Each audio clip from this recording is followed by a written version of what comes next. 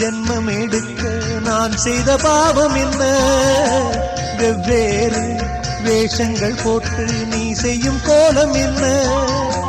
இனிமேலும் இன்னொரு ஜென்மம் வேண்டாம் ஐயனே. படைத்தாலுந்தன் கோவில் மணியாய் படைப்பாய் ஐயனே. எங்கெங்கும் ஐயப்ப கோஷம் கேட்கின்ற மாமலையில் இல்லென்ற தென்றலும் வீசும் உன் திரு சந்நிதியில். எங்கெங்கும் ஐயப்ப கோஷம் கேட்கின்ற மாமலையில் இல்லென்ற தென்றலும் வீசும் உன் திரு சந்நிதியில்.